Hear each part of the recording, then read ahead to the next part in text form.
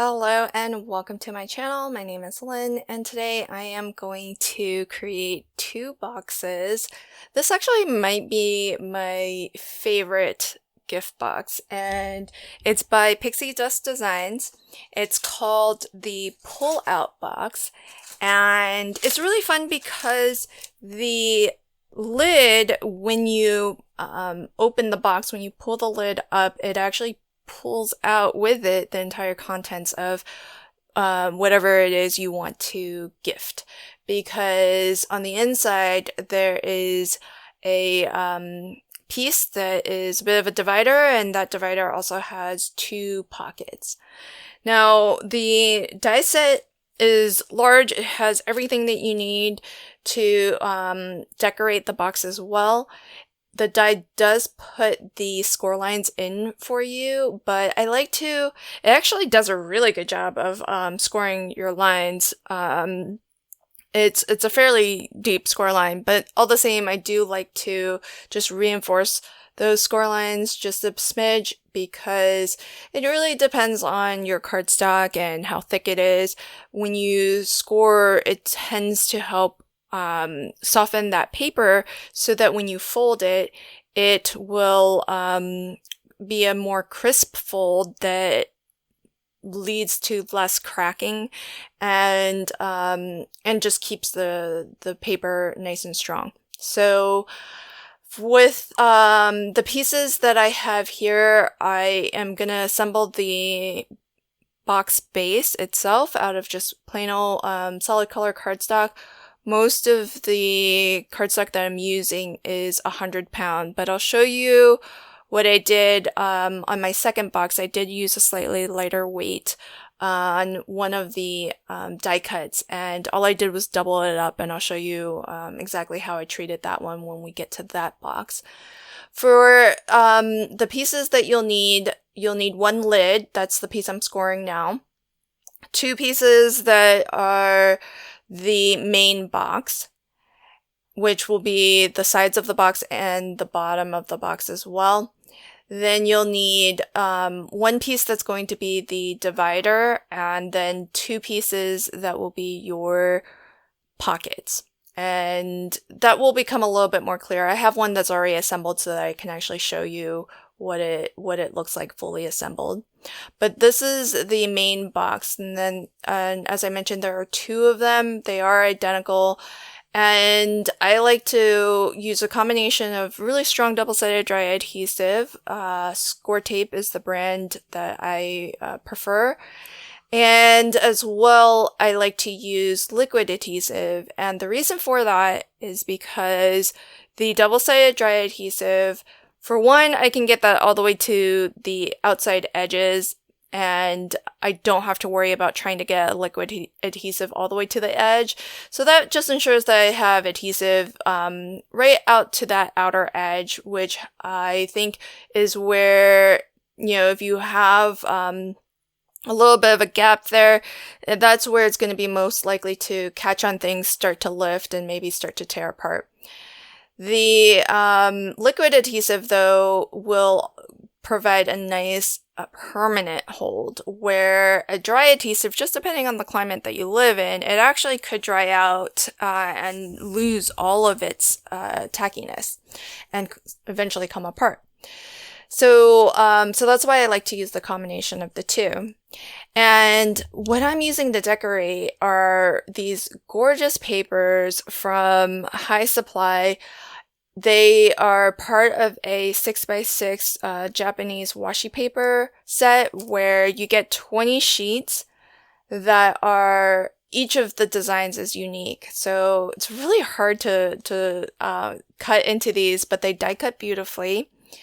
And the texture, just everything about them is just really, really lovely.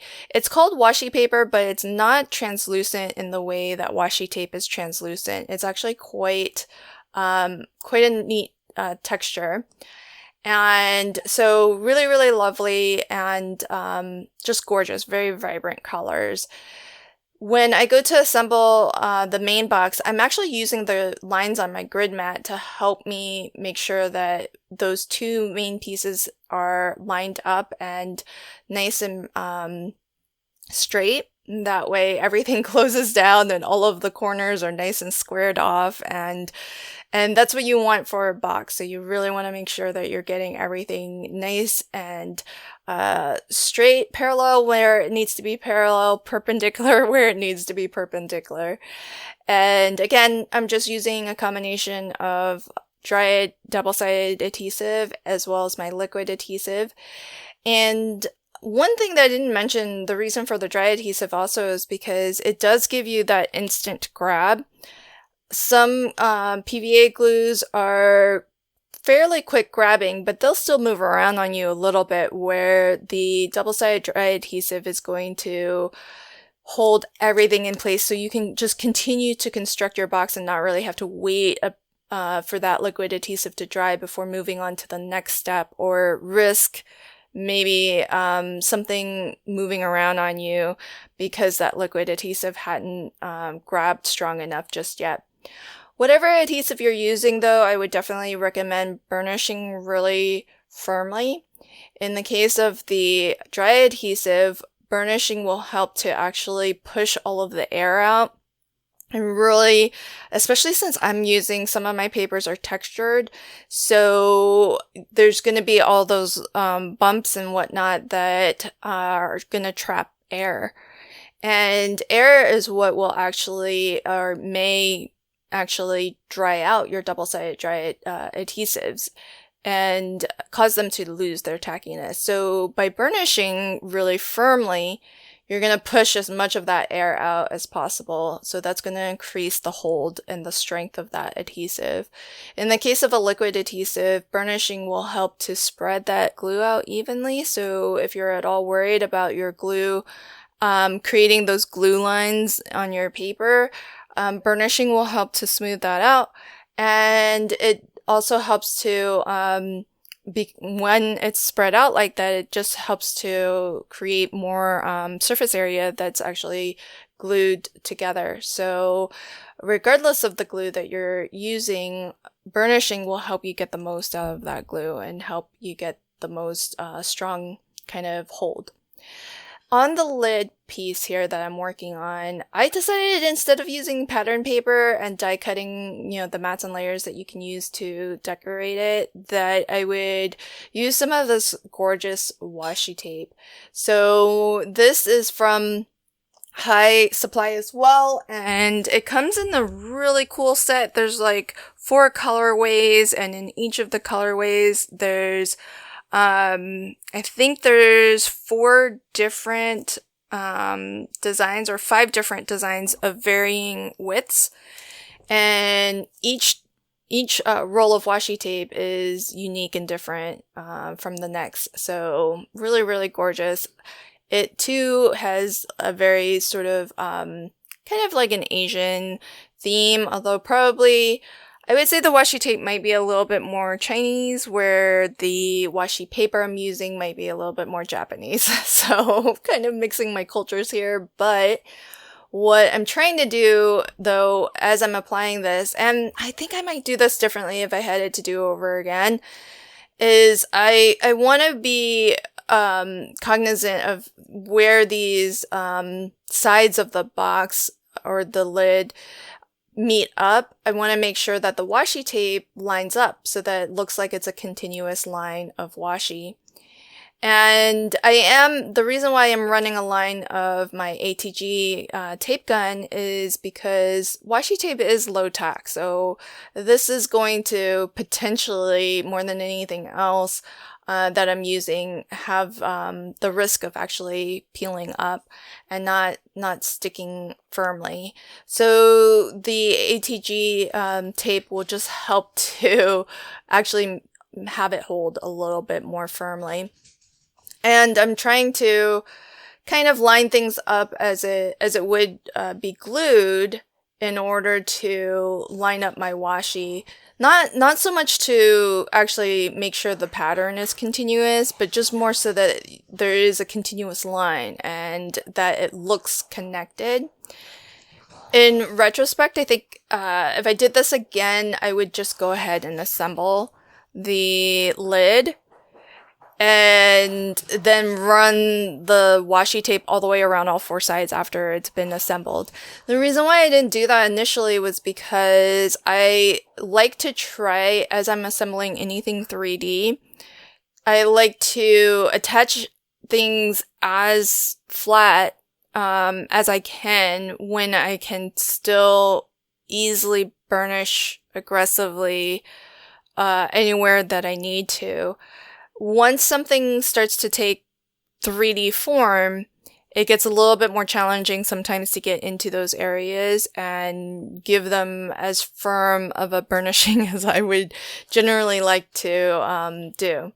So that's one of the reasons for why I assembled it the way I did. But I feel like once the lid is assembled, these 4 glue tabs, really easy. You just put a little bit of adhesive and you just want to make sure that the corner, that folded corner of the glue tab lines up and is nice and square with the edge of the side that's adjacent to it. And with the lid in particular, it's still fairly open, so I think it would have still been possible to burnish really well. So it would have been easier to just assemble it first and then run that line of washi all the way around. And then I would have a continuous design all the way around. Not to mention it just being easier as well. So I think if you wanted to do this, I would go ahead and put the lid together first, because you can see I'm burnishing just fine the glue tabs. So I would have been able to burnish the washi just fine as well. So that is the lid piece. Now for the insert. So there's this divider piece here that I've cut out of 100-pound heavyweight cardstock. These are the 2 pockets. There's this one little itty bitty tab here. That's a glue tab that is the gusset or the bottom of the pocket. So you just want to glue these 2 little tabs here, glue those in first. And then you'll have 3 more glue tabs, which I've already put a line of double-sided adhesive on. And I like to just go ahead and peel up all of the liners of those 3. And that just makes it a little bit easier to work with, but you can kind of assemble it however works best for you. But basically what it'll look like is this. We'll have that insert, and then at the bottom of the insert there's the 2 pockets. So that's what we're aiming for. We need to attach those 3 glue tabs to the bottom of the divider. And one will go on one side, the front, and the other pocket will go on the back. The bottom of the divider is the piece that doesn't have the extra little score line. So where that extra score line is, that's going to become the glue tab that gets attached to the lid. So that when you open the lid or when you pull the lid up, it pulls this whole thing up. So all I'm doing is just lining this insert up so that it's nice and flush at the bottom, flush at the 2 sides, and then burnish. So the first pocket that you put in, you can burnish it still pretty well because everything is still nice and flat against the table. It's when you get the second one on that is you're not going to be able to burnish it quite as well because there's already a pocket on the other side. The other reason why I like to use liquid glue in this case in particular is because it does give you a little bit of that wiggle room, especially when you're using a really strong adhesive like score tape. If you do need to like kind of lift it up or wiggle it around just to really make sure everything is in place, that liquid adhesive just gives you just that little bit of wiggle room, which I find useful. And I do like to kind of firmly kind of make sure that everything is level at the bottom by just, rubbing it on my tabletop and making sure it's nice and flat. And that little flap, the little glue tab at the top of the divider, you just want to glue that to the inside of your lid. And that pretty much completes the construction. Everything fits really smoothly inside the main box. And getting the lid back on, it's not tricky, but you want to be a little bit careful because you don't want to accidentally, and that's why for me I'm taking a little time to be precious with it. I don't want to accidentally lift up the pattern paper that is on the front of the box. Okay, so now here is the second box, and I'll speed through this one a little bit more quickly because it's basically the same. And but if it helps you to see it again, then I can kind of briefly kind of explain everything. But in this one, the reason why I wanted to keep this footage in is because for this bluish color cardstock that I'm using, it's actually only 65-pound cover weight instead of the 100-pound that I used on the other two boxes. And so that's why I actually cut the divider piece twice. Everything else that I do is going to be the exact same. So these are the two pieces that make up the main section of the box. And what I'll do is just line the bottom flaps, which are our glue tabs, with some double-sided adhesive. And I'm going to use the grid lines on my mat to line this up so that these two pieces are going straight across. Then I'm going to attach my pattern papers while everything is still nice and flat so that I can still burnish really well. I try to run my ATG tape as close to the edge as possible. That way I do try to minimize any potential lifting in that way. And I will get this attached to the front and back. Now, keep in mind, the die set does have dies to cut out decorative paper for the sides of the box as well if you wanted. So you do have that as an option. And how I like to assemble this is I like to glue the two side flaps down first, and then glue the wider flap second. And that way the two smaller tabs, they're actually hidden between the two wider ones. Doesn't really matter too much. From the outside it does. From the inside you probably can't see that level of detail deep into the box like that, but it will give you a cleaner finish on the inside if you hide the side flaps in between the wider flaps. This is the lid, and here I did use the pattern paper as a decorative option on the four sides of the box lid. And so I'll do the exact same thing. I put a little bit of double-sided adhesive right along the score line, because the score line's where I really want to aim to square up everything. And so having that nice instant grab will help to really keep all of that in place as the liquid adhesive dries. And so that completes the box. Now you could just use that by itself. I think that's lovely as another option for how to use this die set. So I think that it's really cool how flexible this gift box design is. And everything has been so well engineered because the insert is just like a little bit smaller with these two bottom pockets. It fits perfectly. It's nice and snug, but not loosey-goosey. And how I'm going to construct this a little bit differently is I'm actually going to wrap the three glue tabs around to the back of the divider. So if you remember with the green box, there was only one divider. So I glued each of the pockets, one to the front and the other pocket to the back.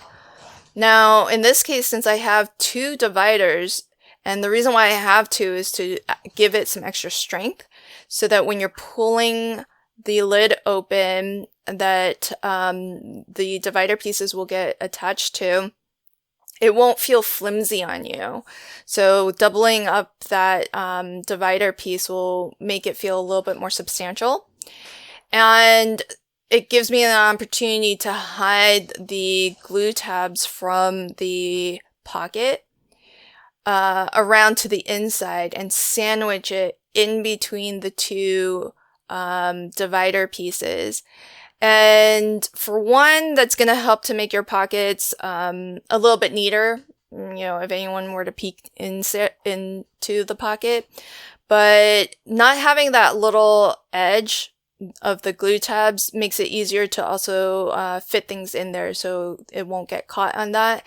And as well, those glue tabs are going to be more secure because now they're both sandwiched in between 2 larger pieces of the divider section.